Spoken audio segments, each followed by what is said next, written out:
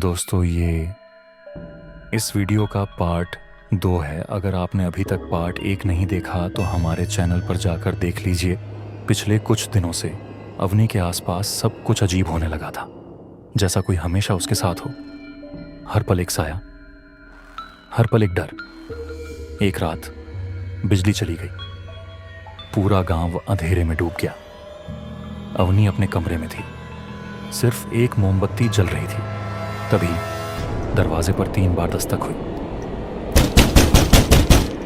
उसने सोचा दादी होंगी।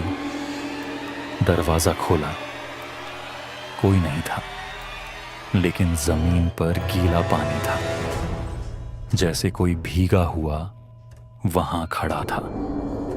मोमबत्ती की लौ एकदम तेज भड़की और फिर बुझ गई। पूरे कमरे में अंधेरा हो गया। अंधेरे में उसे एक आवाज सुनने दी, अवनी, तू मुझे भूल गई। वो आवाज जैसे जाने पहचाने चेहरे से आई हो, लेकिन वो चेहरा याद नहीं आया। उस रात के बाद अवनी की तबीयत बिगड़ने लगी। सपने, आवाजें, साए, सब कुछ ज्यादा होने लगा था। पर सबसे बड़ा डर था वो चेहरा जो दिखाई नहीं देता था, पर हर वक्त महसूस होता था। अवनी ने खाना छोड़ दिया। उसकी आंखों के नीचे काले घेरे पड़ गए। दादी परेशान, लेकिन समझ नहीं पा रही थी कि क्या हो रहा है।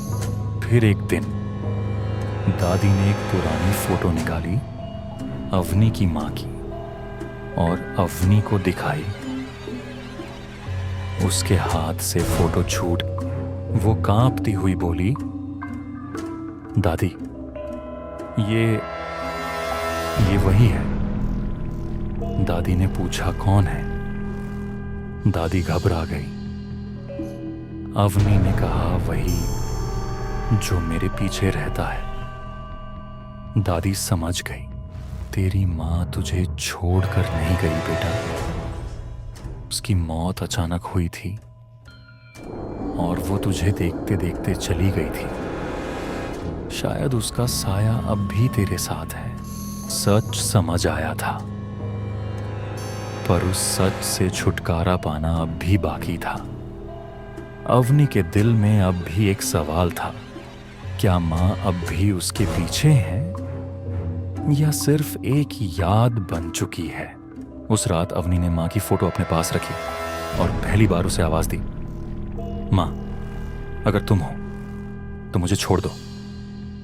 मैं ठीक हूं, दादी के साथ हूं। तभी एक तेज ठंडी हवा चली और अवनी ने महसूस किया जैसे कोई उसका हाथ छोड़ रहा हो। वो आवाज चुप हो गई और उसके बाद कभी कुछ नहीं हुआ। लेकिन दोस्तों, ये कहानी यहीं खत्म नहीं होती, क्योंकि हर साए का मुक्ति मिलना जरूरी नहीं होता। कुछ साए पीछे ही रहते हैं। अगर आपको ये कहानी अच्छी लगी हो तो लाइक करें, सब्सक्राइब करें और बेल आइकन जरूर दबाएं। घोस्ट वाइब्स में ऐसी और कहानियों के लिए हमारे साथ बने रहिए। अगली कहानी तक ख्याल रखिए और याद रखिए, हर अंधेरा खाली नहीं होता।